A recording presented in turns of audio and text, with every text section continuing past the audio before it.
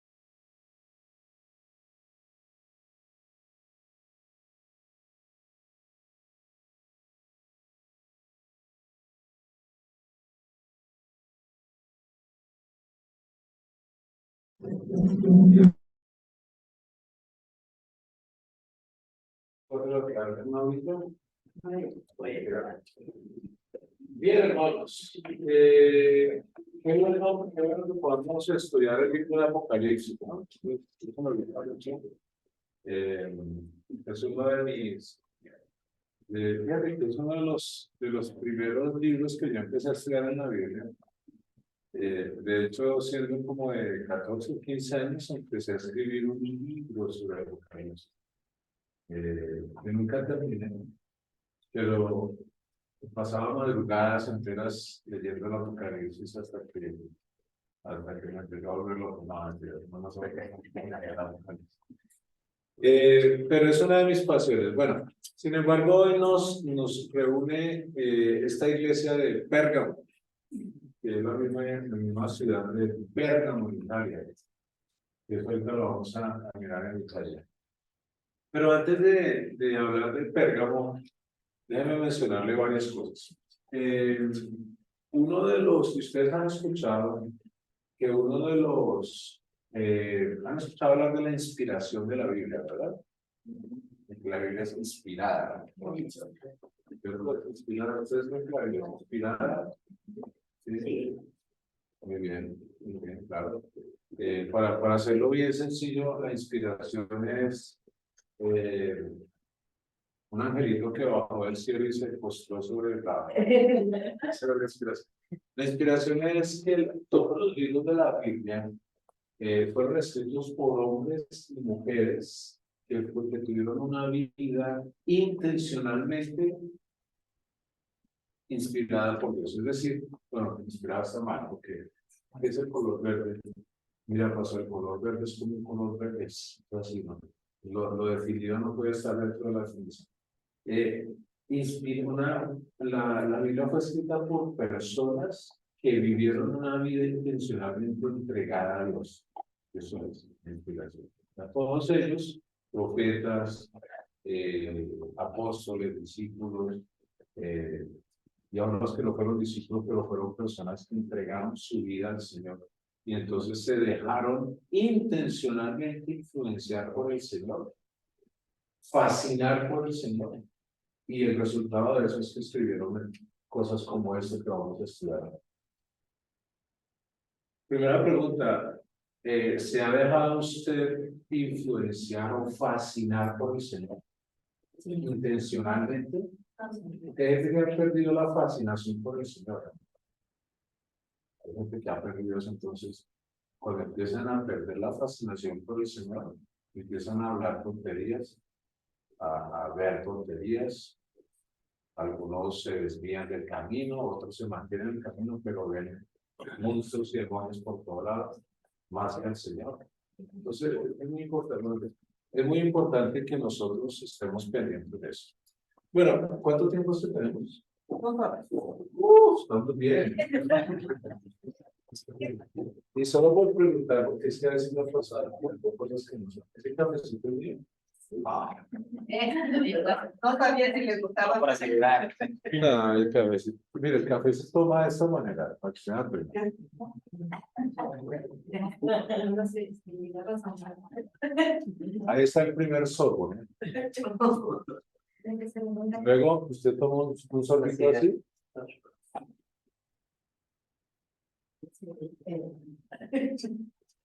Hace un buche y después se lo pasa. Como dicen en Colombia, en la mañana tuve la oportunidad de un tiempo convivir con una familia colombiana en Bogotá y decía, señora, un tintico. Mi abuela lo hacía con panela. Sí, queridos hermanos, con unas tres de clavitos de olor. Oh, sí. Y una sopa de carbón. La chapa. Y la chapa. Bueno, entonces, ¿cuántas iglesias han estudiado hasta ahora? ¿Todos? Bien. Sí. De la tercera iglesia, pero vamos a ver, ustedes están conectados. Entonces, la tercera iglesia, entonces, ¿cuántas iglesias son? ¿Cinco? Siete.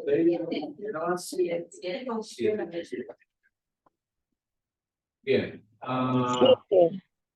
Entonces hablaba del tema de la inspiración, porque una de las características de la Biblia, dentro del marco de la inspiración, son como 6 o 7 características, pero una de esas es la universalidad de la Biblia. ¿Qué quiere decir la universalidad de la Biblia?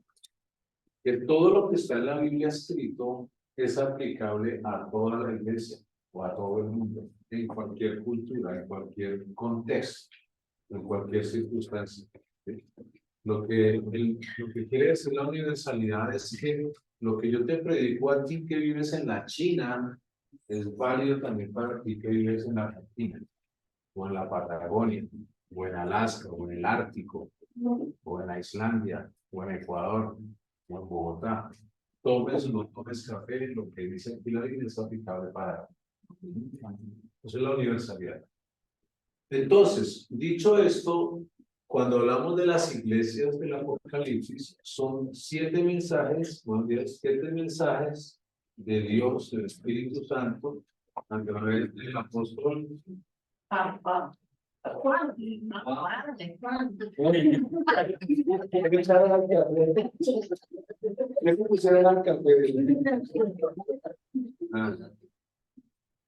Claro que sí, Pablo ni estaba ya siempre.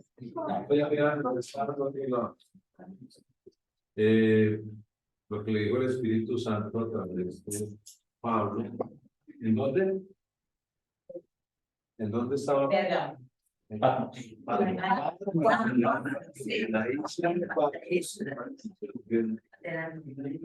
dormido, ¿no? ¿En dónde estaba física? Estaba en la isla. Otra vez, vamos a ver. Lo que le dijo el Espíritu de Dios a la iglesia en general, y Juan no se imaginaba quién era el que iba a recibir este mensaje. ¿Cuántos millones de personas iban a recibir este mensaje? A través de Juan, para toda la iglesia universalmente. 7 modelos de iglesia, 7 mensajes diferentes, 7 parámetros en donde cada una de las iglesias, cada una de las personas puede tratar de ubicarse dentro de esa talla de camiseta. ¿Seré yo Sardis? ¿Seré yo Pérgamo? ¿Seré yo la Odisea? ¿Seré yo Éfeso? ¿Qué seré yo?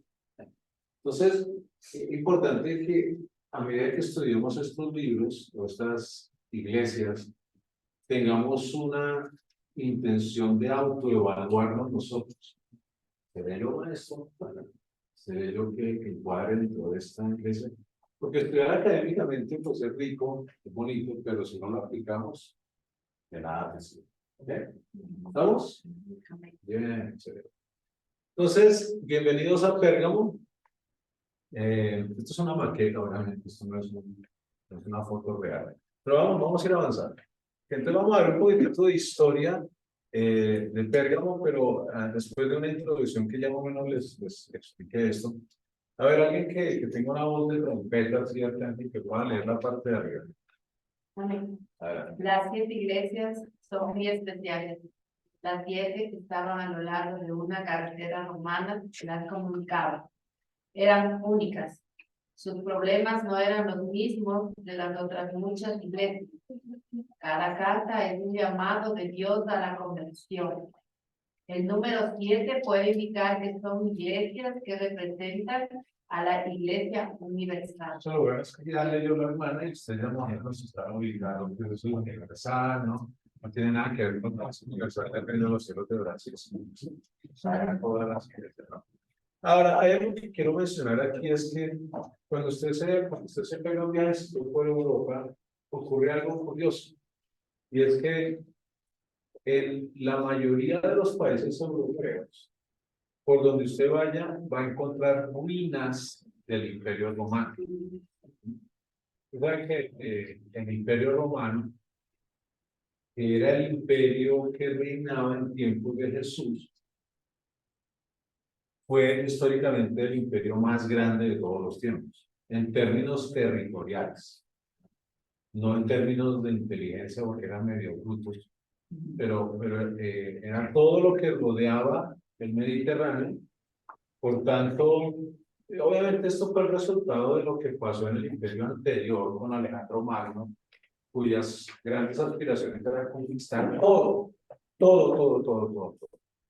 Y entonces dice la historia, dice Flavio Josefo, que cuando Alejandro Magno llegó una vez a un arrecife, que es la última parte donde empieza el mar, y vio que no había más tierra para conquistar, se puso a llorar. Muchachos tenía una visión tremenda en esa época, ¿no? Era algo así como Elon Musk de ese tiempo. Entonces, una de las cosas que heredó el Imperio Romano comienza más o menos unos 180 por ahí antes de Cristo, es heredar todo ese territorio del imperio griego y empieza a extenderse mucho más, empieza a reconocerse más tierras y creció mucho el imperio. Entonces, todas las construcciones de esa época, todavía usted encuentra vestigios del Imperio Romano en toda Europa.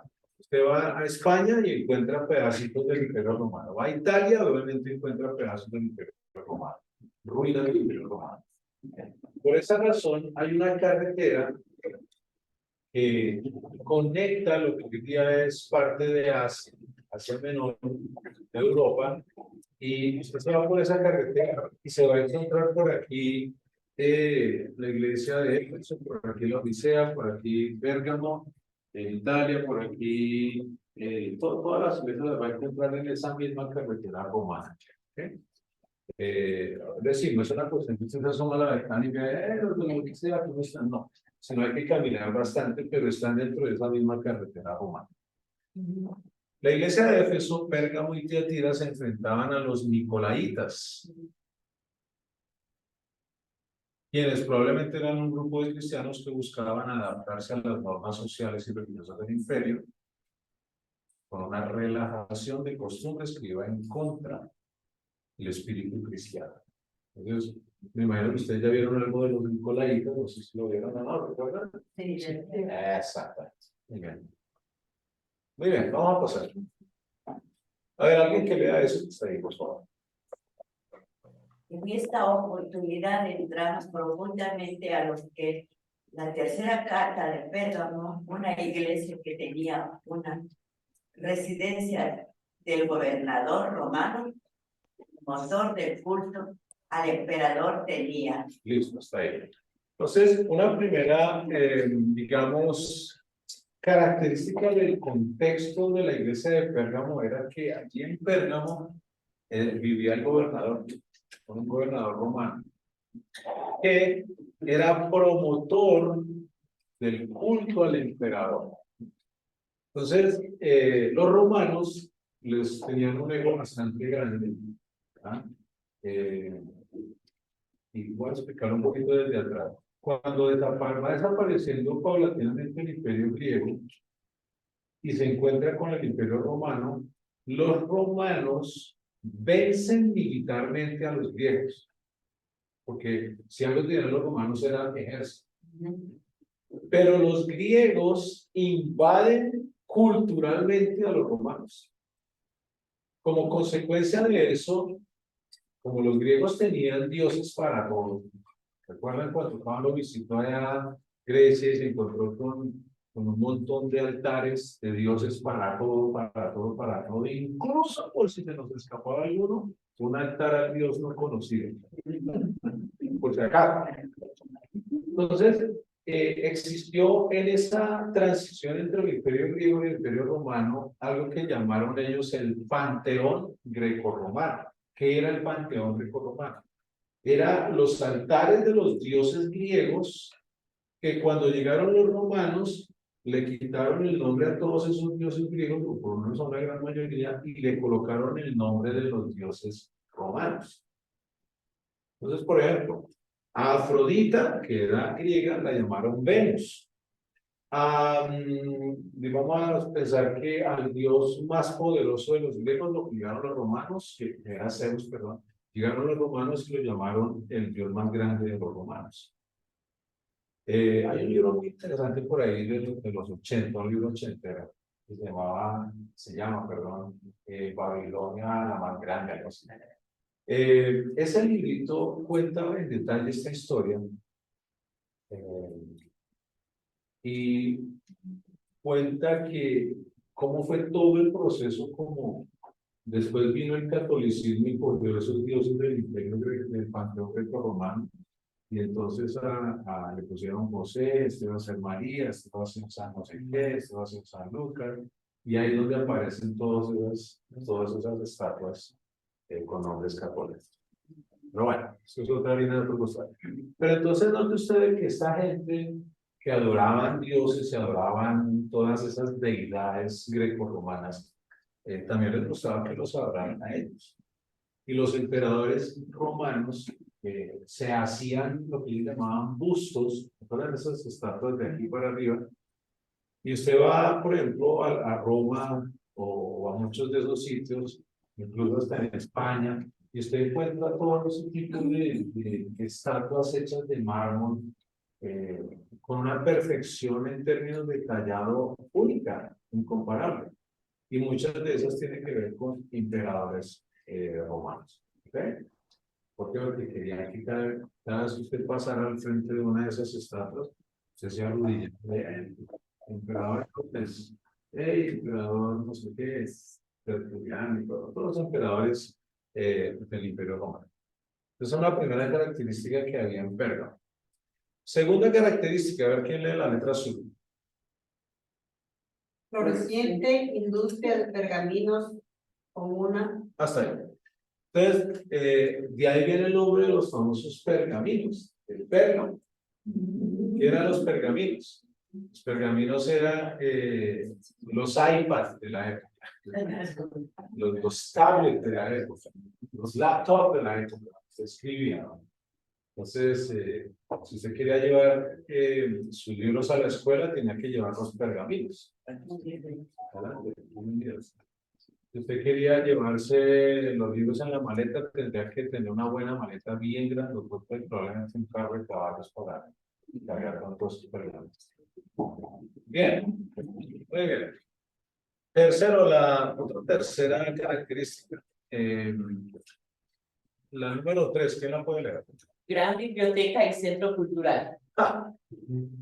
Muy bien, después de la Biblioteca de Alejandría, que fue una de las grandes pérdidas históricas de la humanidad, que se considera que habían por lo menos unos 700,000 libros allí. Y cuando digo libros, no son libros, ¿no? Los pergaminos o compendio de pergaminos gigantescos. Después de esa Biblioteca de Alejandría, la más grande de lo que se tiene información en la historia es la Biblioteca de Pérgamo. Tenía por lo menos unos 200,000 libros de pergaminos. Eso es un buen dato.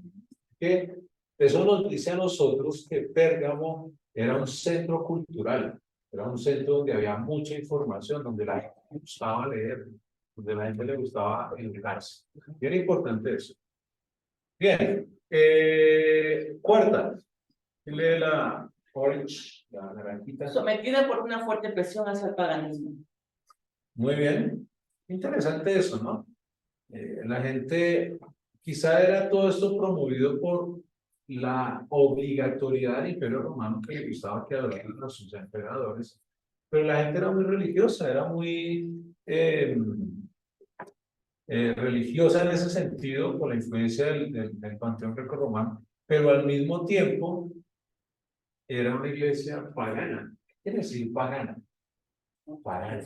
¿Ah? No creí. Que no creía, pero les importaba tres pepinos. ¿Qué más quiere decir una iglesia pagana? Una comunidad pagana. Totalmente antagónico a lo divino, a lo religioso. No les gustaba eso. No les gustaba eso. Ya tenían suficiente con que los obligaban a adorar al emperador. Y allí en ese contexto encontramos una iglesia que, a pesar de tanta idolatría, hubo un grupo de personas como Antipas, que he mencionado en la Biblia, que se mantuvieron fieles dando su vida por el Evangelio de Jesucristo. Es ahí donde a mí me causa mucha fascinación cada vez que leo cosas así, como los discípulos, los apóstoles y tremendos personajes que en tiempo de Jesús amaron tanto a Dios que entregaron su vida. Ellos no se dejaron intimidar por amenazas o nada de eso, sino que entregaron su vida. No tenían la menor duda de que su conversión no era tanto externa, pero era una conversión realmente de corazón. Gente que fue apedreada, gente que fue golpeada a latigazos, que les obligaban a negar de Cristo y no lo hicieron. Y algunos se salvaron, pero otros entregaron su vida. Bueno, cómo murió Pedro, murió quemado en un sartén. Cómo murieron todos estos mártires del Evangelio que murieron de esa manera. ¿Recuerdan qué quiere decir la palabrita mártir? Martirio. De martirio, muy bien. No sabe el griego, mira. La palabra mártir traduce en realidad testigo. Ser testigo, ser un mártir. ¿Cuántos mártires hay? ¿Cuántos son testigos del Evangelio?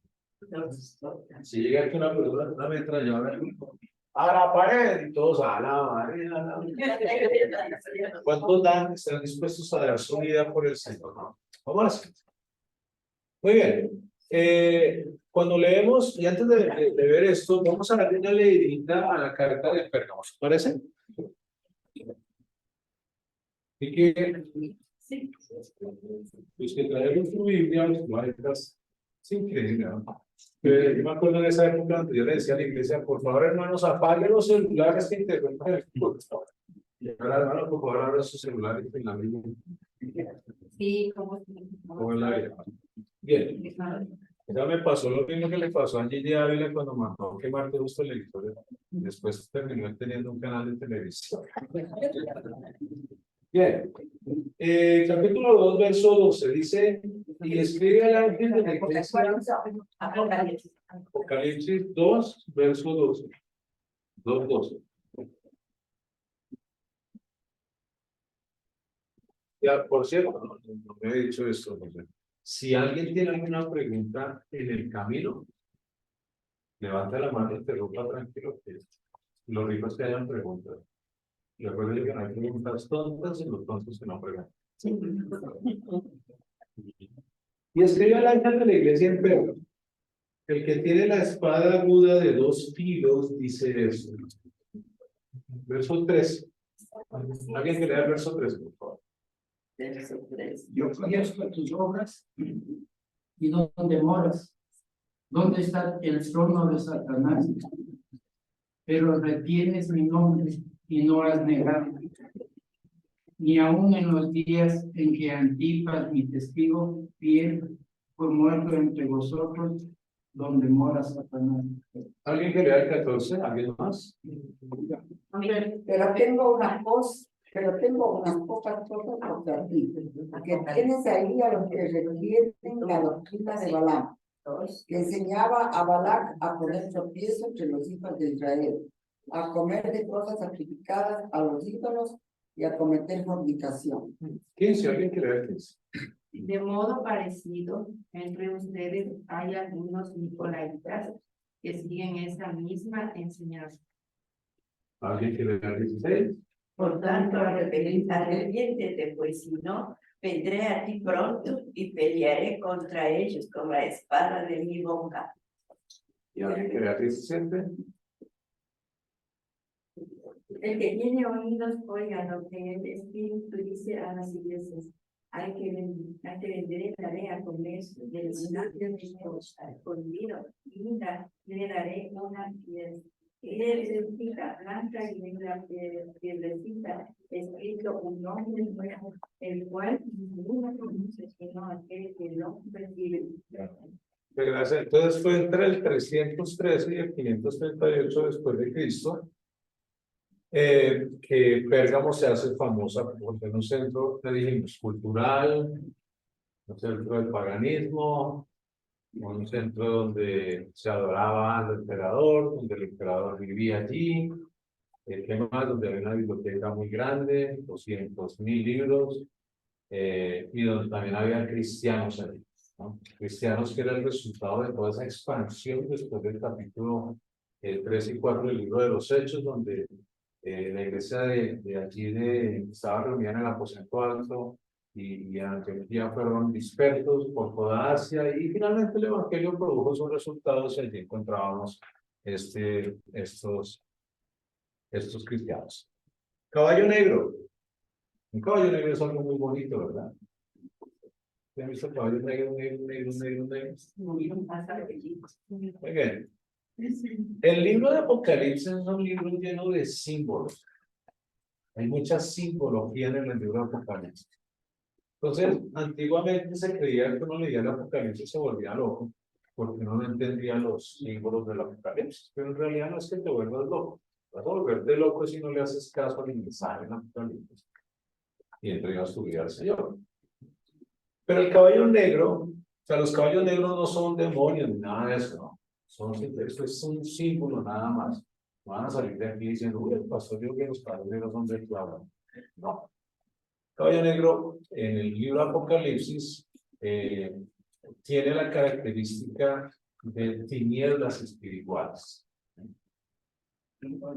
Tinieblas espirituales. ¿Por qué no pusieron un burro? No sé, un caballo, porque el caballo era símbolo de todo lo que había en el Imperio Romano. Pero tiene una simbología adicional, el color negro, que significa tinieblas. Una simbología adicional, que es que la fe de los cristianos que vivían en Pérgamo, por todo lo que había en ese contexto de Pérgamo, iba a ser probada y puesta en una balanza. ¡Pum! Balanza. Balanza. A lo mejor a los muchachos de hoy día ellos es una balanza. ¿No se acuerdan cuando usted iba a la tienda cuando usted era niño y le pesaban la libra del arroz? Lo ponían en una balanza con unas pesitas acá. Y el arrocito, iban poniendo arrocito hasta que quedaba la balanza. Amén.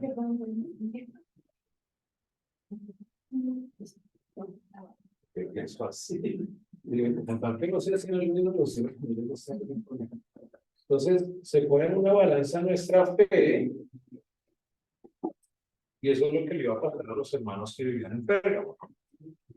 Bien, pero también existe la idea, fíjate que Pérgamo se acomoda dentro de esas 6 iglesias que reciben algún tipo de condenación, excepto una, que fue la Odisea, que no fue tan condenada, o sea, que era la menos mala, digamos así.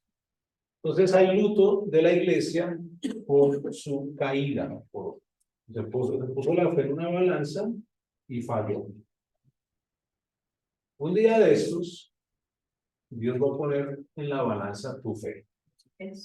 mundiales. Puede ser hoy, puede ser mañana, no lo sabemos.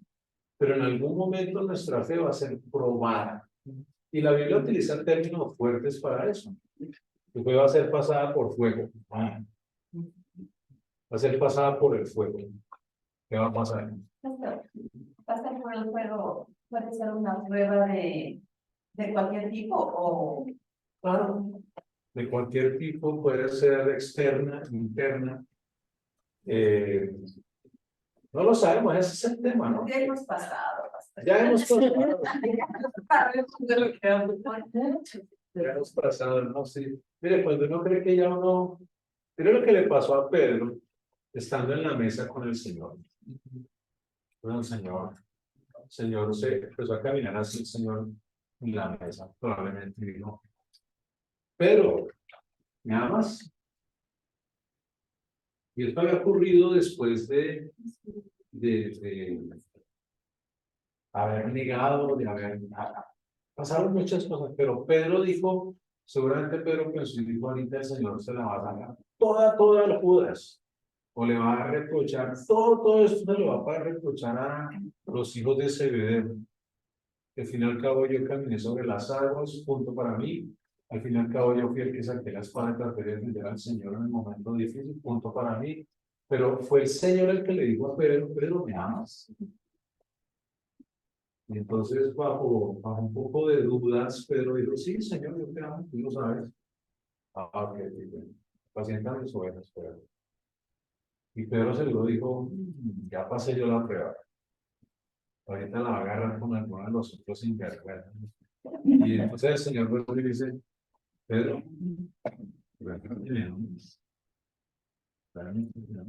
cuando uno cree que ya pasó la prueba, déjame decirte, viene la otra pronto. Así es, así es. Entonces Pedro en su mente empezó a decir, pero ¿por qué la cogió conmigo? ¿Pero por qué a mí? ¿Pero por qué soy el único aquí? ¿Pero por qué esto me pasa a mí? No. Entonces Pedro empezó a cuestionar por qué el Señor le está poniendo en la tela de juicio de si tu amor es verdadero o no. Y bueno, Pedro después de pensar un momentito, dijo, sí, Señor, tú sabes que yo te amo. Paciente mis ovejas. Ya de no ya, listo, ya. Pasé la primera, pasé la segunda, mi querida hermana, lo siento, pero viene la tercera. Pero en realidad tú me amas con un amor profundo de corazón, más que todos los otros. Ay, perdón. Me amas más que todos estos, Pedro. Y seguramente Pedro llegó internamente a pensar, sí, yo sé que yo te fallé, yo sé que yo te negué, yo sé que tomé las armas que yo no debía, yo sé que no entendí muchas veces, yo sé que un día me dijiste, apártate de mí, sí. Todo eso yo sé, Señor, pero en el fondo tú sabes, en el fondo. Así que no, hermano, lamentablemente las pruebas continúan. Nuestra fe sigue siendo probada en todo lado. Bien, un contexto histórico y geográfico de Pérgamo. Vamos a ir a la siguiente. Pérgamo. No puedes quitar esa cosita ahí. Bien. Moderna Bérgamo, Italia. Queda cerquita de Milano. Ubicada en la actual Turquía. Según informe recibido, fue nombrado después del fundador Pérgamos. Mire, ya sabemos quién lo fundó. Pérgamos. Mire, tenían un ego tan alto que, bueno, yo la ofendé, se llama como yo. Algo así como dijera, bueno, el hermano Nelson viene a presidir capilla, ahora ya no se llama capilla, ahora sino capilla de Nelson. Que está ubicada en Misia, a 16 millas del mar, en el fértil valle de los Chillos, valle de Caicus. El oficial divino protector de Pérgamo era Atenas, quien atrae la victoria, quiere decir Atenas. Imagínense usted mismo allá en ese sitio y haciéndole así a esa columna. ¿No les parece genial eso? Fascinante. Tocar algo que existió hace mucho tiempo, miles de años. Está viendo a Israel, pastor. ¿Dime? Está viendo a Israel. Estamos en eso, pues en estos días vienen a anunciar. Ok. A ver, por eso ahorre, no se gasten la plática, ahorre, ahorre. Siguiente. Mire, yo les decía algo así, a ver si no me equivoqué. ¿Alguien ve a Bérgamo por ahí? A ver, Aquí está, miren. Bérgamo. Sí, que queda cerquita de Milano. Ahí está. Milano es un centro cultural hoy día, un centro muy bonito, hay unas iglesias muy representativas allí. pero sin embargo, no aceptamos el evangelio ya en Italia. Bueno, en toda Europa hoy día el evangelio tiene muchos problemas, porque nadie cree, hay mucha incredulidad en toda Europa.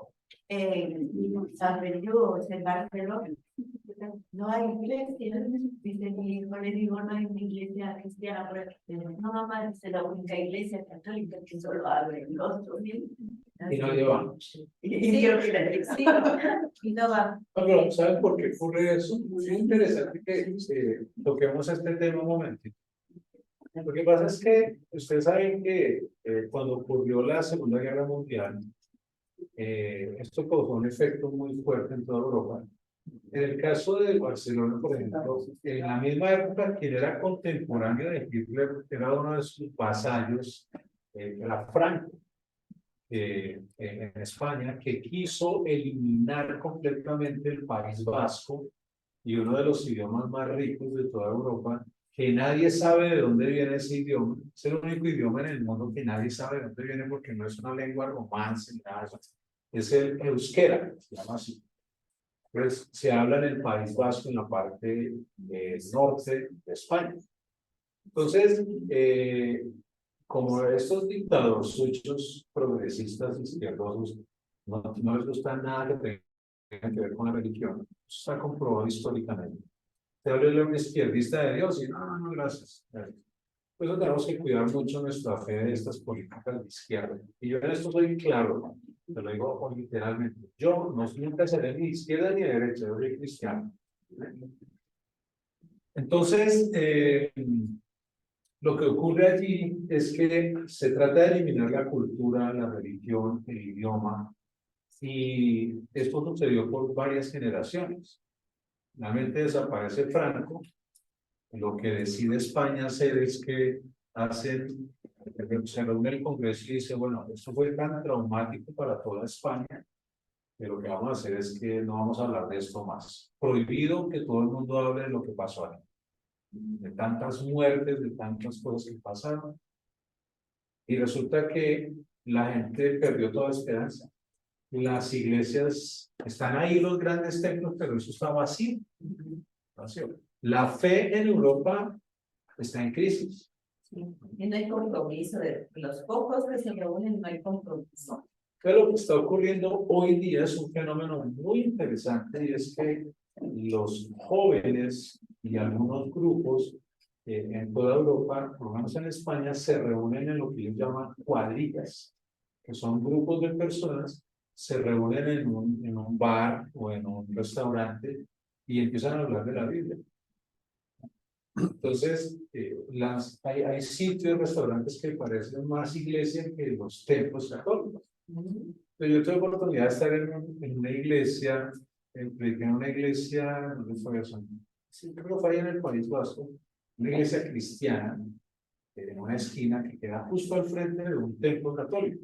Entonces el pastor me decía que, me explicaba este fenómeno, y me dijo que un día vino el cura y le dijo al pastor, dijo, pero ¿qué es lo que usted está haciendo?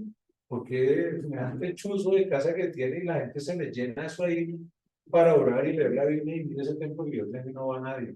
Que no esa es la diferencia entre amar a Dios con pasión, con el corazón y simplemente tener un templo religioso.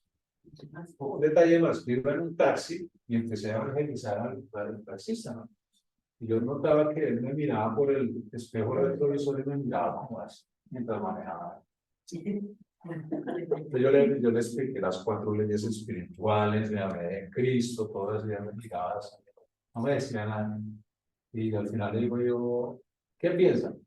Ya que me responde, dice, Se parece un tipo inteligente. Le hace esta pregunta y dice, ¿usted realmente cree todo eso? Así. Para que usted vea cómo está el corazón de los hermanos. Es fuerte, es fuerte. Así que la madre patria España toca ir a evangelizarla ahora porque ya no crean. Bueno, No nos dejan entrar. pasemos a la siguiente. A ver, alguien que lea de arriba, por favor. Y yo me pongo un sorbito de café. Pérgamo era una ciudad de poca importancia antes del periodo helenístico, cuando este era sometido por las reglas greco-macedonias de Alejandro. Lisímaco, uno de los sucesores de Alejandro, controló el este de Asia Menor y Filip Tataeus sostuvo la fortaleza de Pérgamo para él. Después de una serie de eventos, comenzando por la muerte de Lisímaco, hecho por Seleucus en el año 281 a.C. Pérgamo se volvió independiente bajo la dirección de Filip Tataeus, quien vino en posesión del tesoro de Lisímaco, el cual consistía en 9.000 talentos. Estamos hablando de más de 6.000 millones de dólares si fuera algo en esta cuenta. Yo más o menos me dio la tarea de hacer el cálculo muy fuerte. Un poquito de historia, le puse los nombres así en rojo por si acaso usted quiere poner un nombre de un niño por ahí. Tiene bastante. Un poquito de historia, vamos a la siguiente. Muy bien, aliado de Roma. Parece que Pérgamo, según lo que leímos anteriormente, obtiene su nombre durante el Imperio griego. Pero era una iglesia de Asia Menor, bajo el Imperio Romano. Pérgamo más tarde se convirtió en un aliado de Roma en el siglo III y en el 133, desde el 133 antes hacia adelante del siglo III. O sea que la existencia de Pérgamo más o menos de unos 400 años. Vale. Uno de los más importantes eventos en la historia de Pérgamo eran las derrotas de las tribus célticas en el 230 a.C.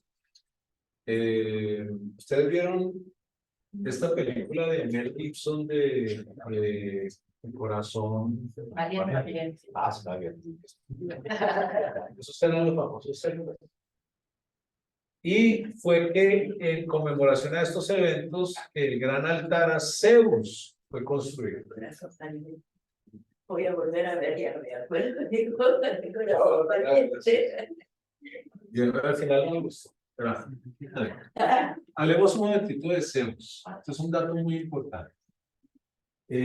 Zeus era el más grande dios de los griegos y del panteón greco-romano. De hecho, la estatua que hay en Washington ¿cómo se llama?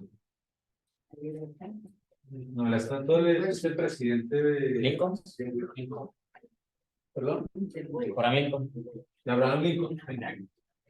Esa que está sentada en una silla grandotota y él sube y lo mira ahí todo grandotota. Esa es como una imitación del dios Zeus.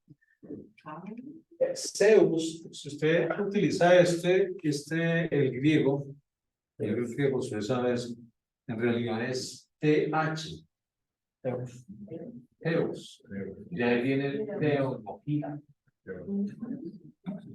Es Zeus, de teología. Porque como en esa época se creía que Zeus era Dios, entonces la teología es Theos, logos, hablar o estudiar, comentar de Dios más bueno. De ahí viene teología. Entonces, note usted la influencia griega que tiene la Biblia también, por otro lado. Entonces, ahí fue donde se construyó el altar al Zeus, donde se sacrificaban víctimas que fueron quemadas 24 horas al día, 7 días a la semana, rotatorio grupo de pastores. Eso es de donde se sacó esa información. Vamos adelante. La gran biblioteca y el centro cultural, ya lo mencionamos anteriormente, una de las grandes bibliotecas del Antiguo Mundo, compitiendo con la de Alejandría, estaba ubicada en Pérgamo y la ciudad era muy famosa en la producción de libros. Término moderno pergamino, ya lo mencionamos. se refería a la construcción de estos elementos. Vamos para adelante. 200.000 volúmenes, imagínense ustedes esos 200.000 volúmenes, que los libros no eran así en miniaturas, y fueran y más mucho. Adelante. Pero genial, todo comenzó como los dinosaurios, ¿verdad? Todo es chiquitito. Pérgamo, ciudad principal. Durante muchos años hubo rivalidad entre Éfeso, Esmirna y Pérgamo sobre cuál era la principal ciudad de Asia. No había duda en cuanto a que Pérgamo era el centro de la vida religiosa de la provincia. ¿Cuántos de ustedes han pasado por el Museo de la Biblia? ¿Todos? ¿En serio?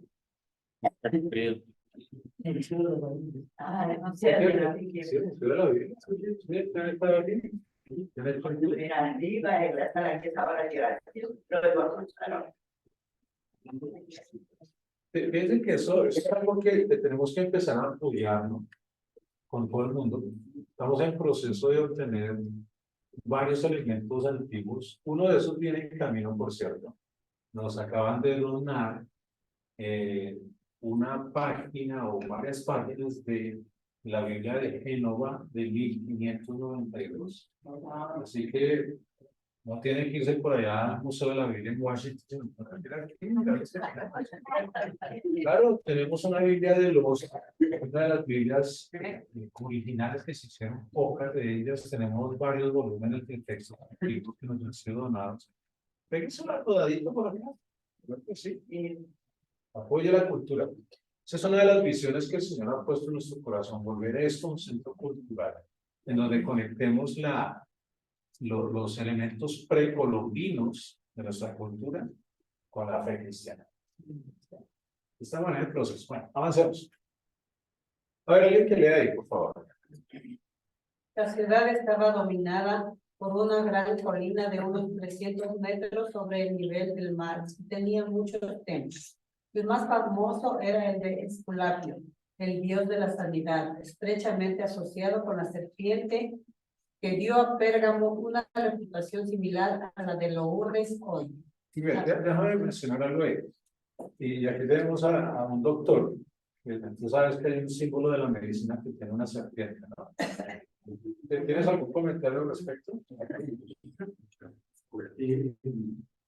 Realmente no, yo soy odontólogo, pero en cuanto al símbolo ese, viene desde los griegos. Tarán. Porque que tenía la serpiente era el símbolo de la medicina. Medicina, muy bien. Muy bien, el dios de la sanidad, estrechamente asociado a la serpiente. Bien, ¿dónde quedabas allí? Había un gran altar a Zeus construido para conmemorar una notable victoria. Lo más importante de todo era que Pérgamo tenía el primer templo de la zona dedicado a Augusto y a Roma, por lo cual se transformó en el centro del culto al emperador en la provincia. Muy bien. Muy bien, sigamos adelante, digamos, por favor. Muy bien, ahí está lo que queda del ego de estos emperadores Augusto y compañía. Muy bien, adelante. Me fui por el helicóptero y tuve una foto. Adelante. Bien, dioses de Pérgamo. Estaba Zeus, que medía 12 metros de altura, adornaba la ciudad y era una maravilla del mundo. Hablamos de estatua. Lo de los dioses de Pérgamo. Había otra diosa, Dionysus, dios del vino y las festividades. Así que no se vaya usted por ahí a enamorar de la diosa Dionysus. Bien. Desde que Pérgamo, ahorita lo vamos a ver más adelante, el gran reto de la iglesia en Pérgamo era dejarse confundir por ese paganismo y creer que todo estaba bien. No está bien. Okay. Ahora lo vamos a ver. Atenea, en realidad, no era Atenas, sino Atenea. Allí en Atenas había una escuela de medicina y enfermos de todas partes de Asia venían en muchedumbres esperando que el Dios revelaría remedios para su sanamiento a sus sacerdotes por medio de sus sueños. Bueno, esa medicina, ¿cómo empezó? Ay, doctor, estoy mal, me siento terrible. Bueno, vamos a preguntarle a Dios a ver qué le pasa. Y si Dios le respondía, le daban el diagnóstico. Si no, no había nada. Imagínate qué tristeza eso. Pero bueno, así empezó todo. Y Esculapio, el dios que era representado por una serpiente. Ya lo vemos. Vamos adelante. Ahí están las fotos de los dioses de Pérgamo. Adelante. Muy bien, el ambiente en Pérgamo. Todo esto tenemos que mencionarlo antes de poder entender lo que pasaba en Pérgamo con los cristianos y el mensaje que está en el libro de Apocalipsis. Alguien que lea eso, por favor. El cristianismo llegó a Pérgamo muy temprano y a la iglesia Juan el Revelador le dirigió la palabra en Apocalipsis 2:17.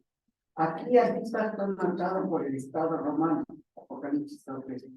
Era un lugar muy difícil llamado el lugar donde estaba el trono de Satanás. Perdón, imagínate eso, ¿cómo llamaban a ese lugar? Trono de Satanás. O sea, abiertamente era una ciudad pagana y se le llamaba así el trono de Satanás. ¿Cómo sería? Esta gente ya ha perdido todo tipo de conciencia entre lo bueno y lo malo.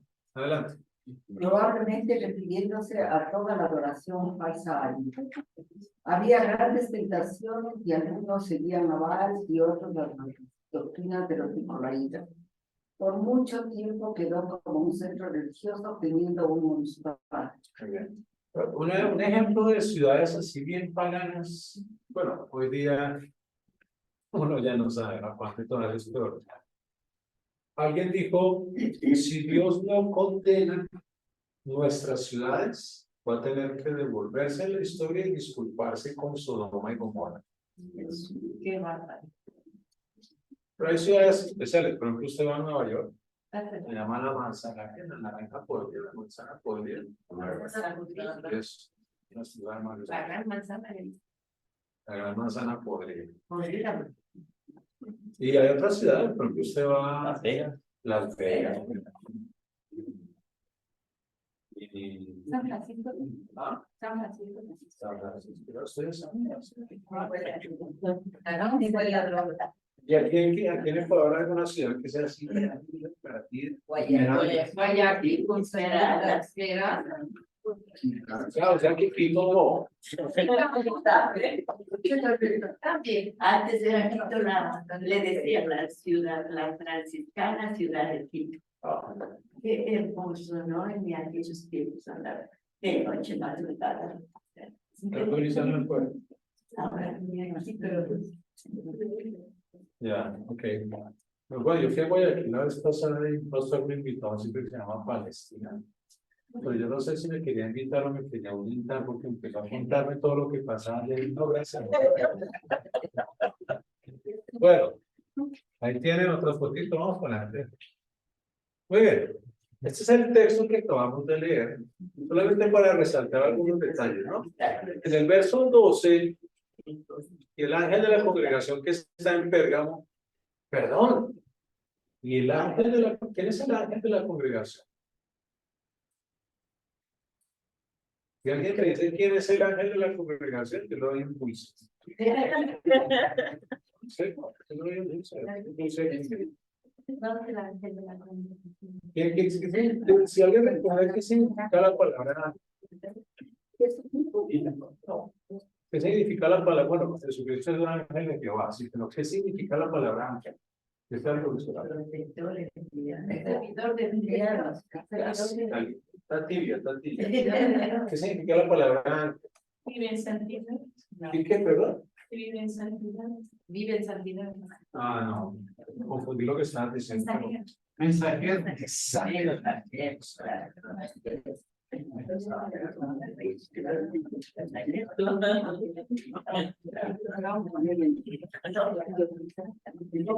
¿Y quién es el, y una pregunta, ¿quién es el mensajero de la iglesia? No, no sean tan espirituales. ¿Quién es el mensajero de la iglesia? Pastor. Pastor, escribe a la gente de la iglesia, escribe a quién, al pastor. Líder. Eso lo extrañamos cada vez que se va.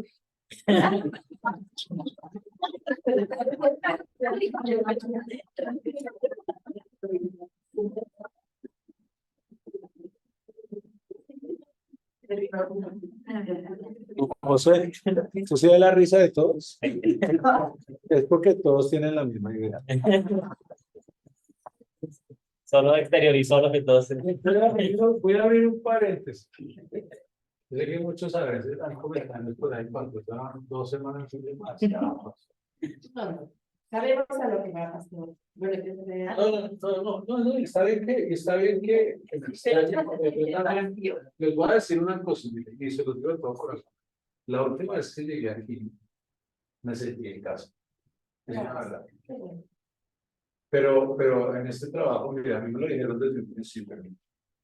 El 100%, 30% trabajar en la institución se inició. 30% hacer relaciones con todo el mundo. O sea, supervisores, directores de educación, 40% busquen recursos. Y yo no puedo quedar aquí sentado. Exacto. Ya los recursos hay que buscar. Y para eso tenemos un equipo de pastores. Sí, así es. Gracias porque han resistido Con una carga. ¿Dime? Ese 40% es una carga. Sí, y créanme que no, mire, usted dirá, ay, tan rico el pastor viajando en avión. El fuego el que se da un rato.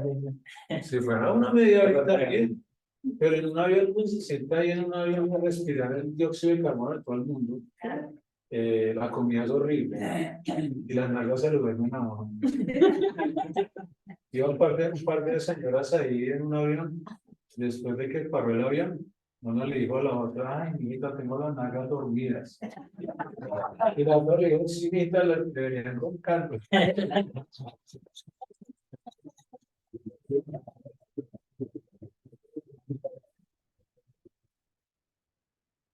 Bueno, Que respire bien.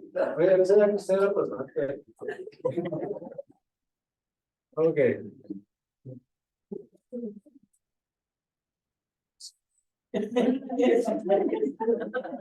Bueno, estas son las cosas que dice el que tiene la espada aguda, espada larga de ¿qué es que la espada de dos filos qué? Me penetra hasta parte final. Exacto. Entonces, primer elemento, quizá no primero, por ahí segundo, tercero, pero de los primeros elementos que quiero resaltar es que quien le está hablando a la iglesia es el que tiene la espada.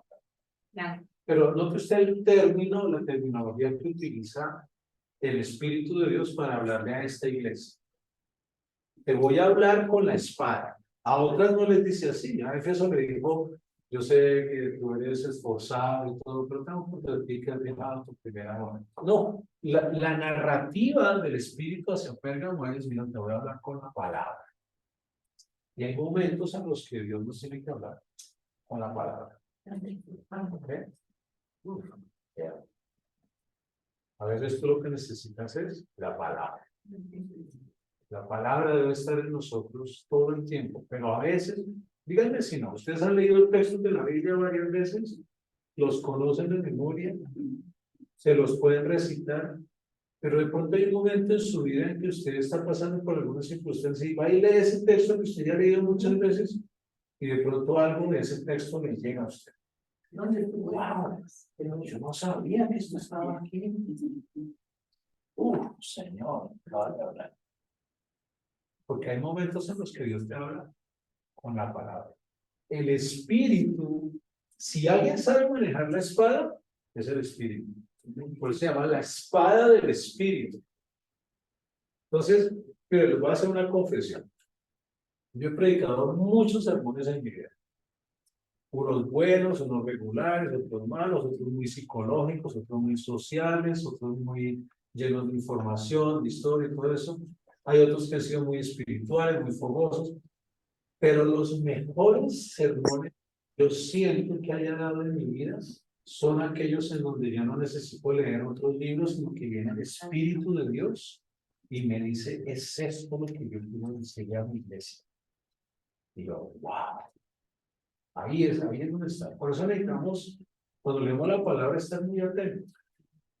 Bien, en el verso 13, note usted la palabra amorosa con que el Espíritu le habla a Pérgamo.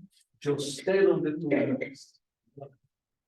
¿Recuerdan el sermón de hace 8 días? En la iglesia Capilla del Valle. ¿Si alguien se acuerda del sermón que no produce? ¿De qué habló el sermón? Hay gente que dice, ¿cómo estuvo el sermón, pastor? ¿Cómo estuvo el sabor, hermano? No, estuvo lindo, salido, gloria al Señor, precioso. ¿Y de qué fue?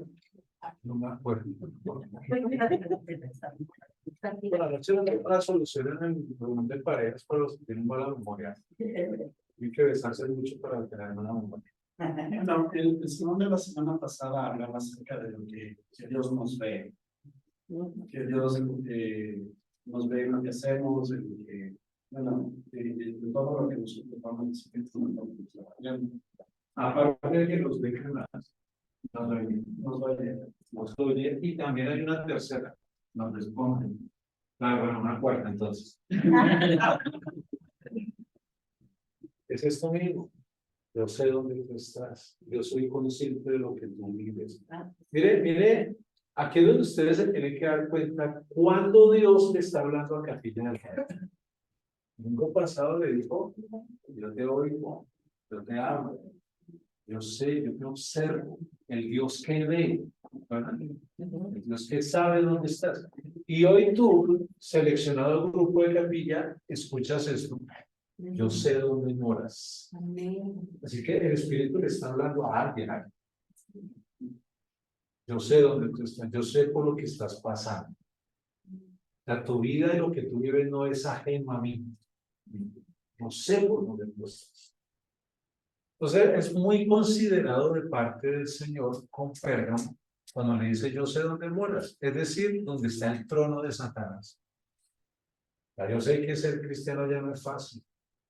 Yo sé que allá hay un bombardeo constante de inmoralidad. ¿Usted no cree que solo es en esta época donde tú no puedes abrir una página de internet cuando ya sale una vieja ahí en pelota? Perdón la expresión. O no puedes mirar una revista porque ya hay un mensaje de LGTB+, no sé qué cosa. O no puedes ir a ningún lado cuando escuchas barbaridades, porque vivimos en una época donde mora Satanás. Pero el Señor sabe. Ahora, ¿qué quiere decir eso? Tengamos cuidado. Tengamos cuidado, cuidar nuestra integridad. Y vivamos para quien nos llamó. Entonces, y sin embargo, sigues teniendo firmemente mi nombre ha sido. Ha sido ese término, ese es un verbo, quiere decir que es mi nombre. ¿Recuerdan el pasaje del Cantar de los Cantares? El libro que dice, busqué en mi lecho al que ama mi alma. Lo busqué y no lo hallé. Me fui por la ciudad y busqué al que ama mi alma. Lo busqué y no lo hallé. Le pregunté a los guardas de la ciudad, ¿habéis visto al que ama mi alma? Me dijeron no. Caminé un poco y encontré al que ama mi alma. Lo así y no lo dejé. Fortalezcan, por favor, o enriquezcan el vocabulario que ustedes tienen para cuando adoren al Señor. ¿Ven? Entonces, ¿dónde estamos? Dice, sin embargo, sigues teniendo firmemente ha sido mi nombre y no negaste tu fe en mí, ni siquiera en los tiempos en que empezaron a matar cristianos. El fiel que fue muerto al lado de ustedes, donde mora Satanás. Yo estoy seguro que llegará una época, eso no me cabe la menor duda, en la que seremos mayormente perseguidos. Ya no habrá esas persecucioncitas que hay por ahí, que no, como saben que soy cristiano, no me invitaron a la fiesta. Esa es verdad, hermano. Es que se levanta la persecución satánica abierta, y ahí usted va a saber que es una persecución. Digo, no estoy que esté metiéndoles terror, ¿no? Pero así es el que me encontrar el chip, si no lo podrán ni comprar ni quedar, si es que no se deja porque yo soy cristiana, yo no lo quiero, pero ¿cómo será, Dios mío? Digo yo que Si no se deja colocar eso, no va a poder hacer nada, no va a poder comprar, vender, viajar. Eso va a ir tan paulatinamente que nadie se va a dar cuenta de eso. Pero bueno, verso 14. ¿Alguien que lea el 14, por favor? Pastor, ya tenemos el código QR que ahora se usa. Esa aparentemente es una cosa parecida. Claro, claro. Bueno, yo creo que va a ser mucho más sigiloso que eso, ¿no? Bueno, hay tiendas donde ya tú no puedes comprar a menos que tengas la afiliación en esa tienda. O poco a poco vamos a ir entrando en eso. Yo pienso que por ahí de aquí a unas 2, 3 generaciones más, las va a ser mucho más complejo. Pero bueno, por lo menos aquí en Ecuador todavía pueden ir a la panadería y comprar el pan en efectivo. No solo el pan, mira, bueno, verso 14. No obstante, tengo contra ti unas cuantas cosas. ¿Qué tienes de allí a los que tienen firmemente asida la enseñanza de Balac, el cual anduvo enseñando a Balac a poner un tropiezo delante de los hijos de Israel, a comer cosas sacrificadas a ídolos y a cometer fornicación? Muy bien, hablemos un poquito de esto. Primero que todo, no obstante, tengo contra ti unas cuantas cosas. Ojos. El mensaje de Dios siempre es un mensaje de esperanza. Amén. ¿Estamos todos de acuerdo? Pero Dios siempre te va a confrontar con tu realidad. Mira, no sé dónde vives, yo sé que es difícil, pero aún así tengo contra ti un par de cositas que tenemos que solucionar. ¿Cuál es el mensaje de eso para nosotros? Generalmente la gente dice, no, yo no le hago mal a nadie. Entonces, nunca será suficiente con el Dios en el que creamos. Porque Dios siempre nos exige a nosotros algo. Algo. Voy a pedir a todos el favor que se pongan de pie un momento. Ya, boom, ya. Eso es. Así, luego así, luego así. Ahora con el asiento, gracias.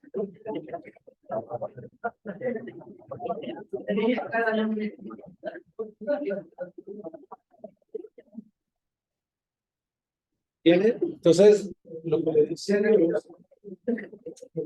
el Espíritu Santo a esta iglesia en Pérgamo, es una iglesia sufrida, que no es fácil ser cristiano allí, y ahora sí es una iglesia, pero tengo que tratar algunas cositas. Que tienes allí a los que tienen firmemente asida la enseñanza de Balaam. ¿Cuántos recuerdan a Balaam? ¿Se acuerdan dónde está la historia de Balaam?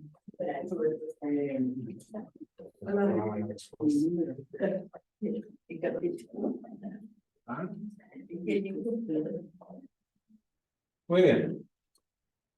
¿Cuál era el tema de Balaam? ¿Se acuerdan de la burra? Sí. ¿Qué pasó ahí? Era un profeta frustrado, cuya frustración lo llevó a golpear a la burra. Y la burra le dijo, ¿qué le dijo a la burra? ¿Por qué me alejas? Escucho voces por ahí. Pues alguien allá. Okay. Entonces,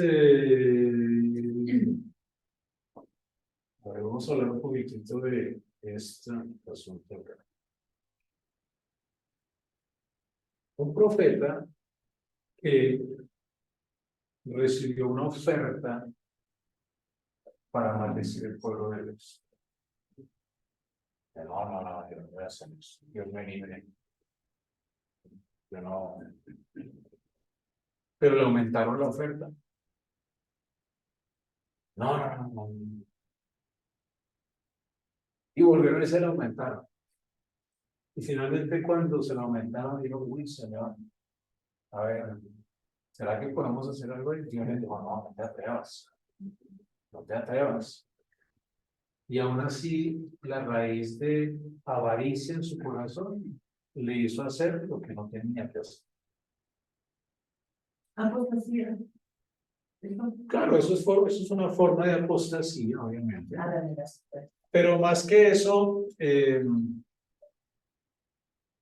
es cuando una persona vive una doble moral. Yo sé lo que hacen detrás de los hermanos de la iglesia, así nos dice en ese versículo, en los 14. Yo sé lo que hacen detrás de los hermanos de la iglesia. Tenemos una presentación de la fe de los hermanos y los atrás los hermanos de la iglesia. Exactamente, a eso se refiere. Entonces, si ustedes van al libro de Números, del capítulo 22 al capítulo 24, cuenta toda la historia, números del 22 al 24.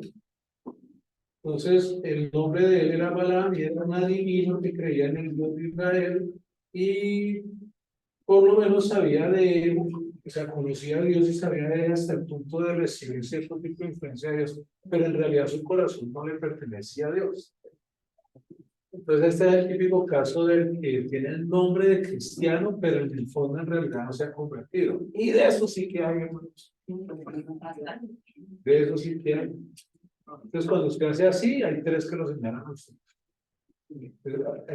Por eso tenemos que tener la capacidad de autoevaluarnos. ¿Seré yo?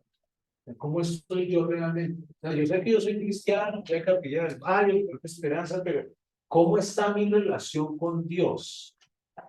Estoy guardando los mandamientos, estoy respetando a Dios, oro, bendigo, uso mi boca para hablar cosas correctas, etcétera, etcétera. Entonces, dice la Biblia que el rey de Moab trató de contratar a Balaam para que maldijese a Israel y de esa forma los moabitas pudieran derrotarlo en el campo de batalla. Cuando tú, a medida que vas a leer todos esos capítulos, te vas a dar cuenta que poco a poco ese corazón real, impío que tenía Balaam, finalmente terminó sucumbiendo ante la tentación. Y cada cual es tentado según su propia, ¿qué dice la Biblia? Es decir, su propia debilidad. Su propia debilidad. Entonces, ¿en qué vas a ser tentado tú? En tu propia debilidad. Entonces, ¿cuál es tu debilidad? A ver, alguien que diga cuál es su debilidad.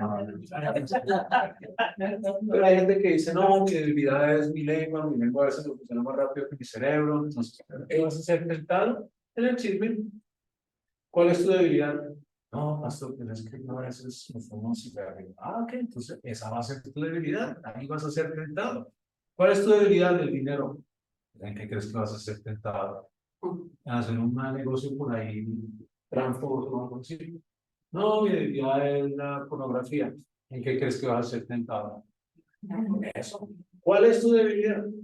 No, hablar de los demás. ¿En qué crees que vas a ser tentado? En eso. Entonces, todas las estrategias infernales se van a reunir alrededor tuyo para hacerte caer en eso. Por eso es que tú tienes que cuidar y ser consciente de ti mismo. Pablo le enseñó a Timoteo, dice, ten cuidado de ti. ¿Eres consciente de cuáles son tus debilidades? ¿Trabaja en ellas? ¿Estás trabajando en eso? Es muy importante, ese es el verdadero evangelio, vivir un proceso de santificación en donde te examinas, vas al doctor si es necesario, al doctor espiritual, el Señor, tú sabes que estoy en mi problema, por favor ayúdame. Y hay gente que lleva luchando años y años y años en su vida cristiana contra esas debilidades y no las han podido superar. ¿Qué quiere decir eso? Que necesitas ayuda. Porque eso trae ruina a la vida, a tu familia, a los que te rodean, a la iglesia, eso afecta a la iglesia, ¿sabes eso? No lo sé. Yo tengo un grupo de ovejitas todas lindas, y hay una que tiene una infección por ahí, eso finalmente va a infectar a las otras. Entonces, si necesitas ayuda, pide ayuda, no te dé pena. Míralo de esta manera, tenemos que normalizar nuestro diálogo acerca de las debilidades de los seres humanos. Esto a mí me da pena. Yo hice un estudio científico en el estado de la Florida sobre el problema de depresión entre los pastores y pensamientos suicidas entre los pastores. Y el principal problema para hacer ese estudio fue entrevistar a los pastores. Porque todo el mundo tiene la idea, no, yo soy pastor y estoy supuesto a no sufrir de ese tipo de cosas. porque soy pastor. No, antes de ser pastor, antes de ser lo que sea, es un ser humano. Y así como hay problemas físicos, también hay problemas mentales, con los cuales necesito sabernos ayudar. Entonces, ¿de dónde viene el problema de Balaam? El problema del corazón. Y que si él era un espiritista, un adivino, y que decía que amaba a Dios, pero cuando se evidenció lo que realmente él era, cuando vino la tentación y tocó el punto débil. Y terminó maldiciendo al pueblo de Dios. Cuando Dios le dijo, no te atrevas. Entonces, cuando uno maldice al pueblo de Dios, escuchen esto, por favor. Cuando uno maldice al pueblo de Dios, cuando uno tiene un problema interno, que uno sabe que es un pecado y uno no hace nada para resolverlo. ¿Y tú crees que tú vas a la iglesia y nadie se da cuenta? Pero Dios sí se da cuenta. Y eso trae maldición a tu familia, a la gente que te rodea, y finalmente va a salir a flote. Es mejor que lo dejes salir y busques salir y lo resuelvas. Ya, esto. ¿Eh? Muy bien, pero uno mira así como que vas a saber algo de alguien.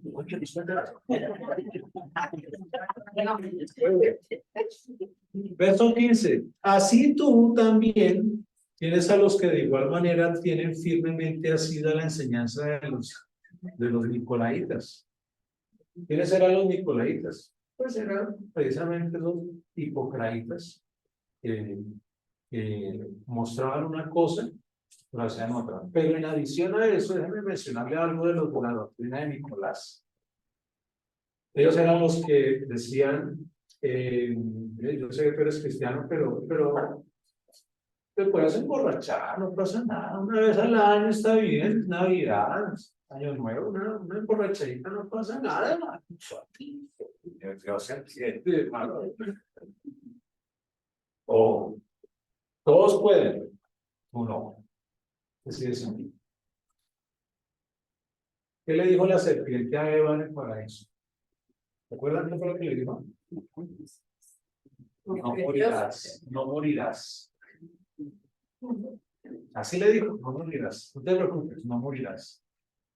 Es la misma voz satánica que oí en la que muchos caen hoy. ¿Será que puedo hacer esto, pastor? No morirás.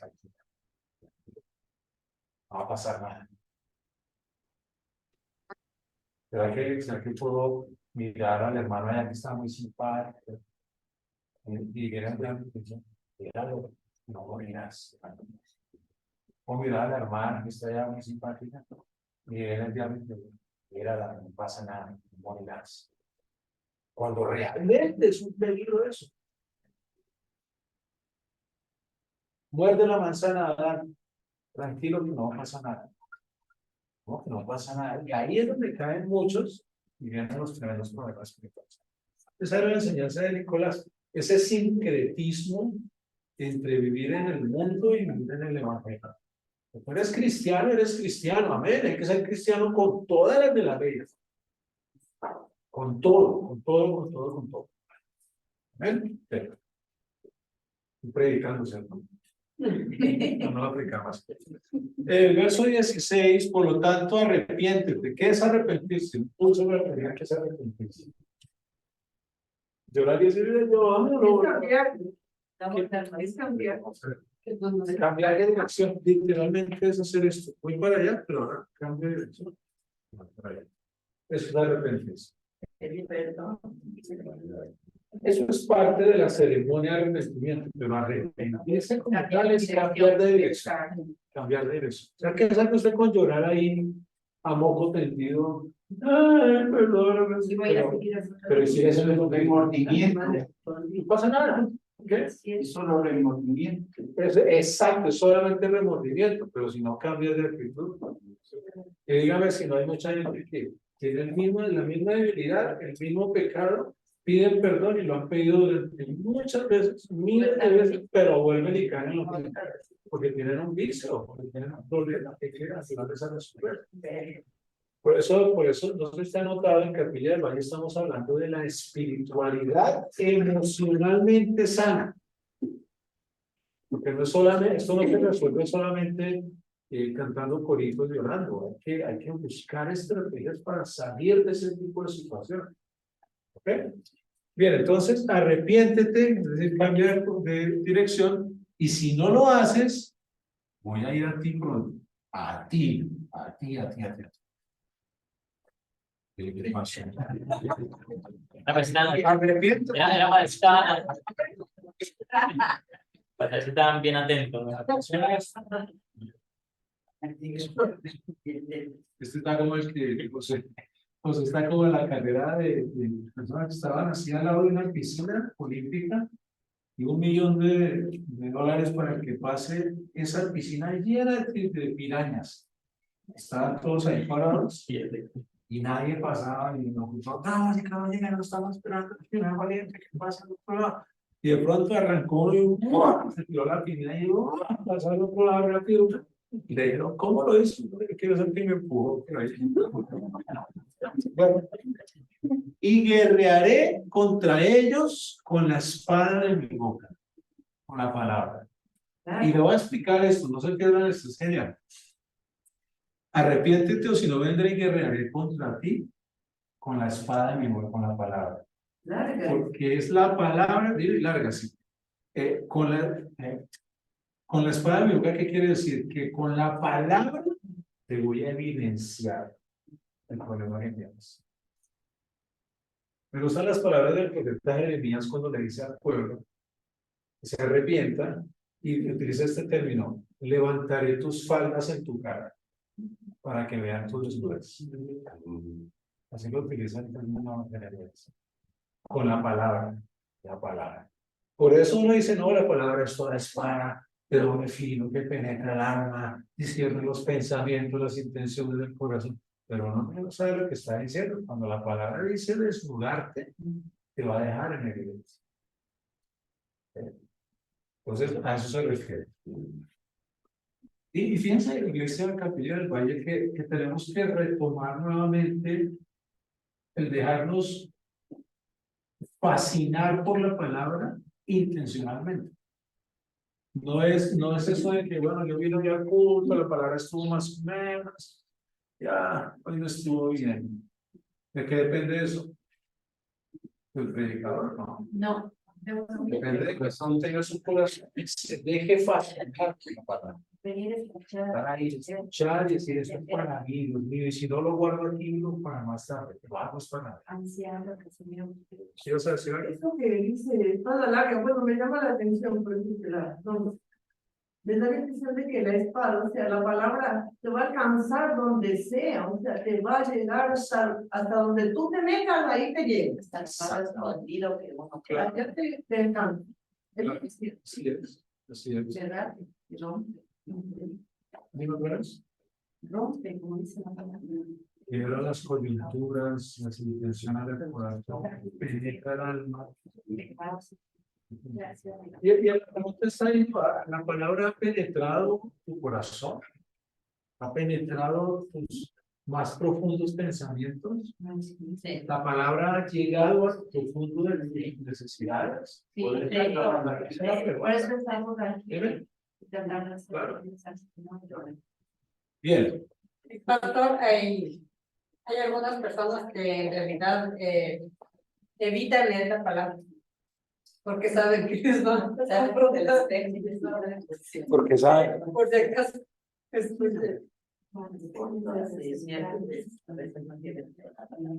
es cierto. Pero es inevitable, hermano. La palabra de Dios habla hasta con las piedras. Muy bien. Verso 17. El que tenga oído, oiga lo que el Espíritu dice a la congregación. Al que venza, al que logre, noten ustedes, al que venza en medio de esas circunstancias de paganismo, de Pérgamo, al que venza, le daré el maná escondido y le daré una piedrecita blanca. Ahorita vamos a hablar de eso. Y sobre la piedrecita un nombre nuevo escrito que nadie conoce salvo el que lo recibe. ¿Cuál será mi nombre en el reino de los cielos? Pues negro. Puede ser, no sé, vamos a ver, vamos adelante. Significado histórico del verso 12 es de la espada. ¿Okay? Esta es la explicación de lo que ya hablamos, así que vamos un poquito adelante. Frase dice: el que tiene la espada aguda de 2 filos, frase apropiada al doble propósito de esta carta. Claro, no hemos mencionado el tema de del doble filo de la espada, ¿no? Que donde entra la espada, hay espadas de un solo filo y otras de doble filo. Generalmente la de doble filo era la que utilizaba el soldado romano, que no importa por qué lado te dé, va a penetrar. No importa por qué lado use la espada, te va a cortar. Esa es la espada de la Biblia, ¿no? Redarguir. Redarguir es repensar, es volver en sí. Lo que le pasó al hijo pródigo, por ejemplo. Dice el texto bíblico que el hijo pródigo estaba ya perdido, todo eso, había malgastado todos los bienes de su padre, y cuando se vio con mucha hambre empezó a desear lo que comían los chachitos, los cerditos, los marranitos.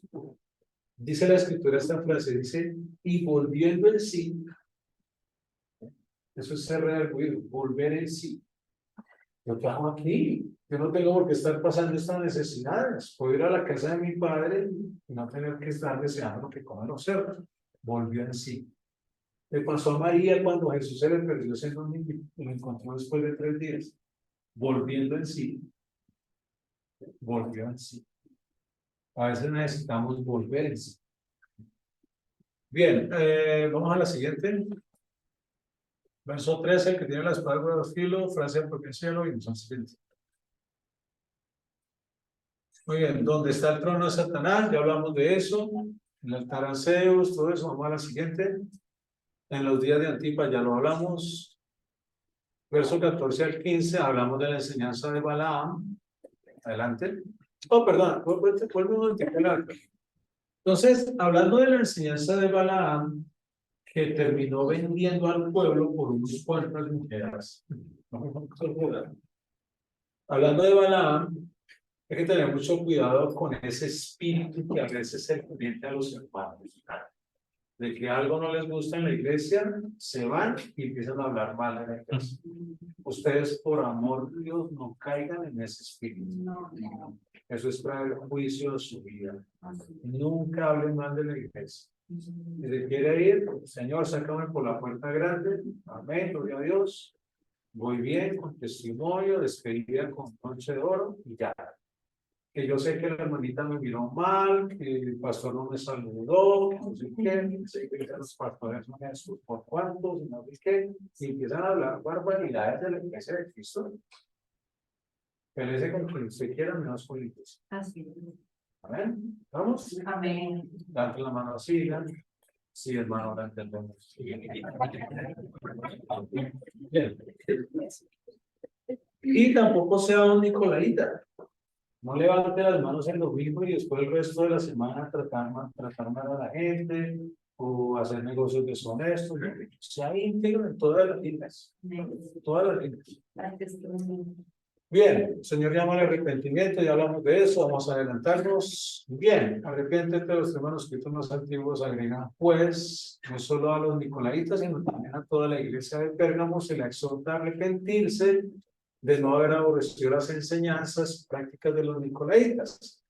Veas en contraste Pablo, Hechos 20:26, dice que vendré, pelearé, haré guerra con los nicolaitas. No es la única iglesia Pérgamo a quien se le demanda permitir dentro de su congregación esta enseñanza de los nicolaitas. Hay 2 o 3 iglesias más donde tenían como que era un problema esto de falta de santidad, de falta de coherencia de los hermanos con su fe. Bien, ya hablamos de la espada, vamos para adelante. Dice la promesa, ¿qué era la que quería llegar? Entonces, al que venciere, le daré de comer del maná escondido. El maná. Ustedes conocen la historia del maná, ¿verdad? El pueblo en el desierto no tenía derecho que comer. Y entonces el Señor les empezó a enviar el maná. Maná con sabor a lo que usted quisiera. Amanecía en la mañana, quería pizza, ahí estaba el maná con sabor a pizza. Quería pollo, ahí estaba el maná con sabor a pollo. Quería el maná con sabor a cuy, ahí estaba el maná con sabor a cuy. Todo tipo de maná, la gente se levantaba por la mañana, iba y recogía el maná y comía. Pero Dios les hizo una advertencia. a través de Moisés. Les dijo, coman el maná, pero no lo guarden. Porque había hermanitas que cogían harto maná y la echaban en una bolsa que para la calentaban el sacerdote. Y resulta que cuando iban a ver al desayuno, estaba podrido, no servía. Pero no sabían que ya estaba otra vez a la siguiente mañana cayendo maná. Y era fresquito, porque a Dios le gustan las cosas frescas. Dios no te va a dar nunca recalentado con huevo.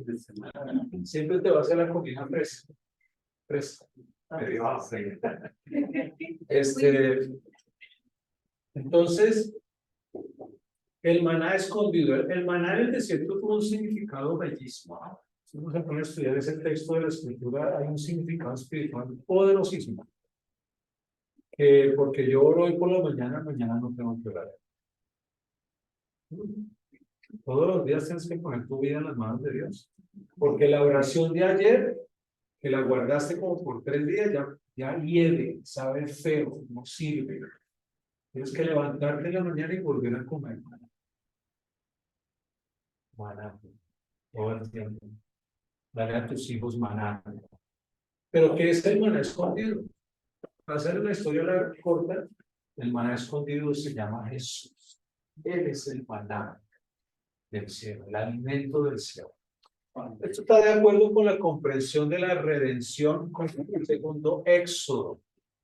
Anoche justo en la reunión de pareja le decía yo a alguien, mire, eso que ocurrió en el Éxodo, 40 años en el desierto dando vueltas, es lo mismo que le pasa a todo el mundo. A todos nosotros nos pasó eso. ¿Por qué? Porque a veces las personas entran en crisis en la fe y empiezan a dar vueltas en el desierto hasta que finalmente Dios les da la palabra. Dios tiene un tiempo para cada persona. Para cada persona Dios tiene un momento. Para tus hijos, para tus padres, para que el muchacho que estás orando y nada que se convierta. Dios tiene un tiempo para cada persona. Cuando yo era joven y bello, yo fui a una iglesia y me senté al lado de una muchacha que yo la había invitado a la iglesia. La muchacha fue con la mamá. Y la mamá se hizo este lado bien y la muchacha este lado. Y cuando estaban predicando, la mamá me pegó un pellizco feísimo en el brazo. Y yo, ¿qué pasó aquí? No, ore por ella, habla. Como si el evangelio fuera de convencer a la gente. No tienes que convencer a nadie. Y si lo convences, solamente lograste no conversión, sino una convención. Convencer a la persona de algo que todavía no ha llegado al corazón. ¿Por qué? Porque cada persona tiene su tiempo. Viene el espíritu y le habla a esa persona y me gustó, lindo, muy bello, pero nada. Pues llega un momento en que Dios le habla a la persona dice, yo quiero entregar mi vida a Dios. Y lo entiende porque lo internalizó. Bien, entonces, los judíos planteaban así. Como el primer redentor hizo descender el maná, así el segundo redentor también lo hará descender. Por supuesto, para el cristiano eso tiene un significado espiritual similar al del agua de vida. Vamos para adelante. La promesa al vencedor es doble. Le daré una piedrecita blanca. La piedrecita blanca es algo obviamente ambiguo, es algo simbólico. Las dos piedras que están ahí es una negra que está llena de cosas y la otra es un coral en realidad, pero no encontré una piedra blanca. Coral. La piedrita de arriba se ve pesada, ¿no la perciben? Pesada. La de abajo no es bien. Pero la siguiente foto sí nos ayuda a entender bien. Es la piedrecita blanca que servía para sellar en aquella época una amistad. La piedrecita blanca. Bueno, esto no es un coco, esto es un cuarzo en realidad, pero servía para eso, para sellar la amistad. La explicación entonces, alguien que lo lea, por favor. La explicación de French parece la mejor. Blanco es el color y vestiduras del cielo, nuevo. Denota algo de todo renovado y celestial. La piedrecita blanca es un diamante reluciente, el urín llevado por el sumo sacerdote dentro del Chochen, o coraza de juicio. con los nombres de las 12 tribus sobre las 12 piedras preciosas, junto al corazón. La palabra Urim significa luz, que corresponde al color blanco. Nadie sino el sumo sacerdote conocía el nombre escrito sobre ella, probablemente el nombre incomunicable de Dios. Ya, me encanta esta simbología. ¿Cómo luciremos en el cielo cuando lleguemos al paraíso? Todos nosotros ponemos 18 o 20 años. Imagínate. ¿Se han visto por ahí en Facebook que hay unas aplicaciones que ponen su foto de viejito y lo rejuvenecen en el Cuando el cielo te vas a sorprender, porque cuando te mires en el espejo del cielo no te vas a reconocer. Todo bonito, sin espinillas, sin barbas blancas y negras, sin barriga. Pero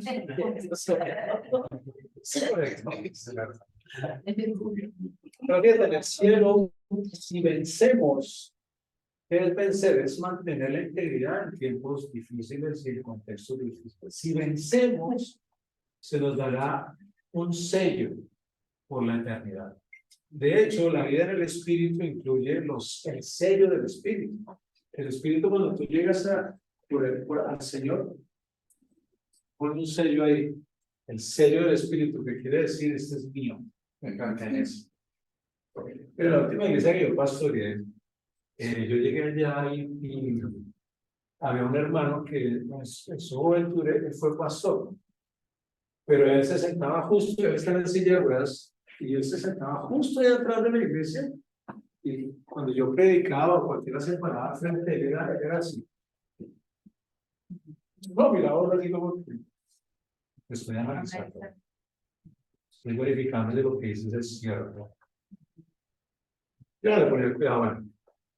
Caso que una vez subió mi hija a ministrar con la guitarra, y mi hija iba allí.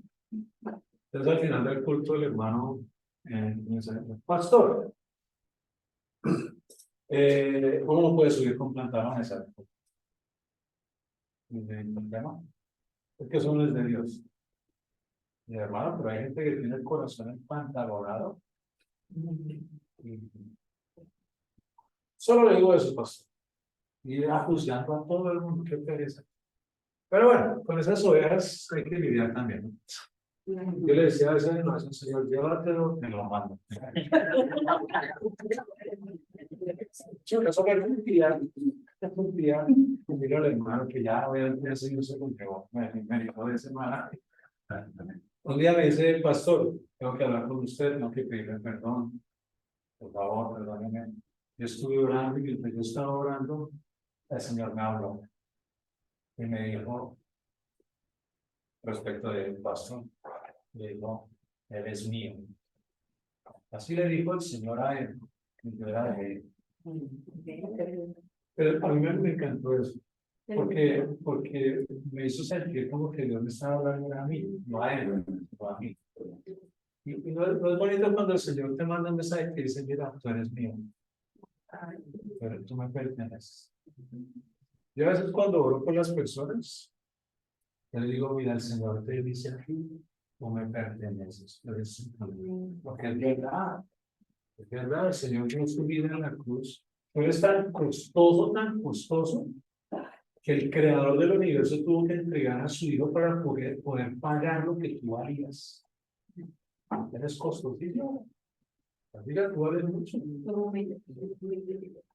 Imagínate, casi nada. Entonces, cuando llegamos al cielo se nos dará un sello. Ya tenemos el sello del Espíritu, pero se nos dará un nombre nuevo. ¿Cuál será ese nombre? No sé, un nombre celestial que nadie conoce, dado por Dios. No va a ser ni Agapito, ni Gachancipá, ni nada, no. Un nombre dado por el Señor. No va a ser Romina, ni nada de eso. Un nombre dado por Dios. Imagínate, Dios te llama y te pone un nombre. Aleluya. Dios. Tremendo eso. Vamos a la siguiente. Ya vamos a terminar. El que lo recibe, es decir, el que recibe esa piedrecita, no el nombre nuevo, sino la piedrecita, el nombre que nadie conocía, sino solo Cristo, lo revelará a su pueblo después. Vamos para adelante. Aplicación para hoy, ser cristiano. A ver, alguien que lea esa aplicación para hoy. El cristiano en Pérgamo era como lo que llamaban Cromwell, a un compromiso muy difícil. Ya hemos visto la concentración de la religión pagana que tenía su centro en Pérgamo.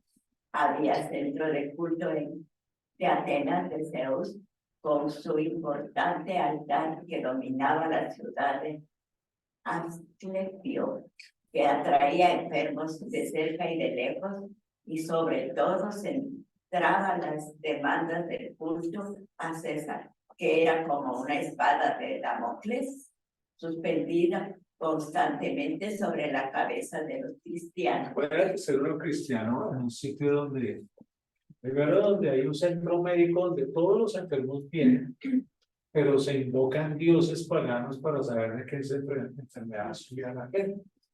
Y eso era una tentación para los enfermos. Un cristiano que se enfermaba, ay, yo voy a ir allí a ver si me dicen de qué padezco, de qué sufro.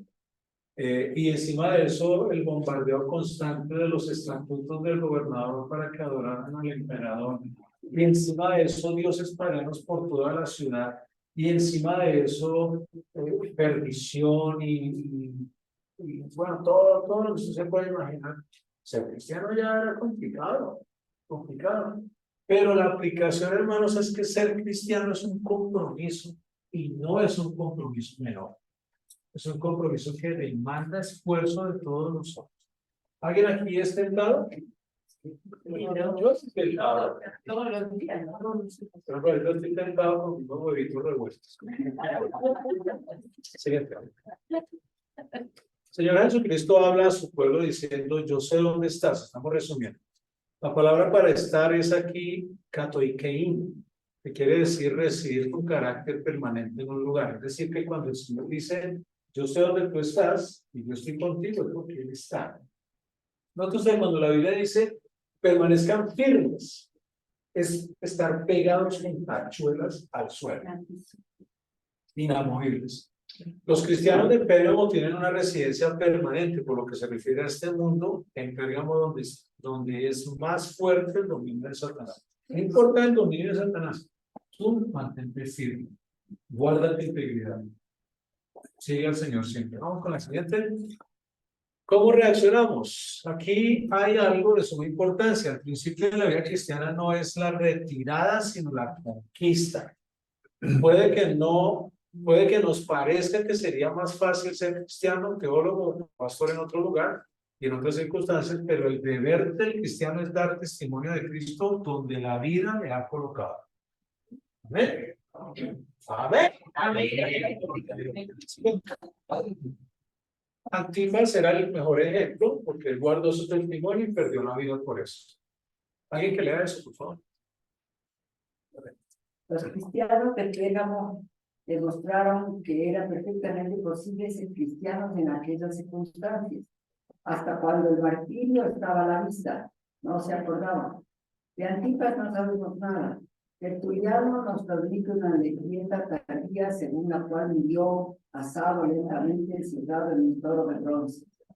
Pero hay un detalle sumamente sugestivo en el original griego que es imposible de traducir en español. El Cristo resucitado llama a Antipas mi fiel mártir. Mi fiel mártir. Amén. Todos esos hermanos que murieron como mártires, yo creo que Dios tiene un lugar por toda la eternidad especial para ellos.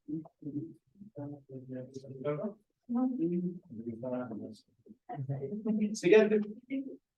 Lo hemos traducido por mártir, pero hay que tener presente que mártir es la palabra griega normal para testigo, lo dijimos al inicio.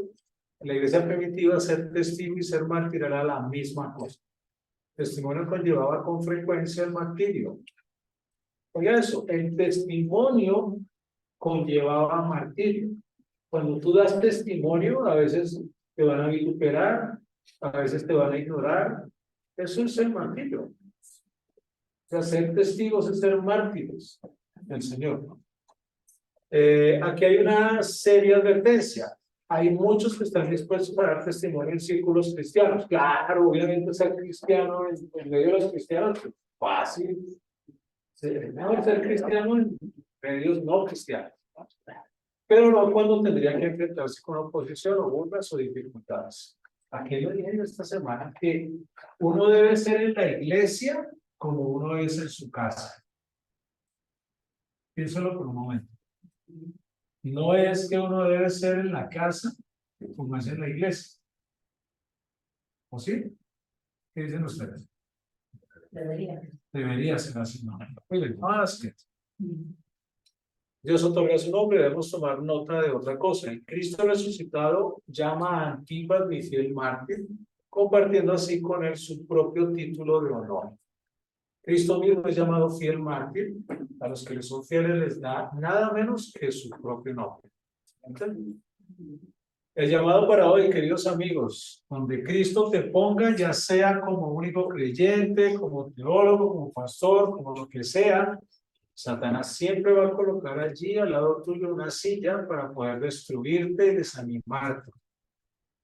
Y entonces que no te deje cumplir la misión que Cristo te ha dado. El mensaje de hoy de Pérgamo es: no desmayes. Bendiciones, amigos.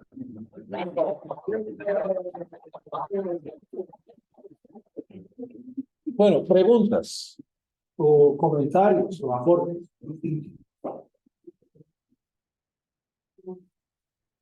¿Preguntas? No quedó tan claro que no se ve. ¿Todo bien? Sí, ahora voy a terminar diciendo lo siguiente.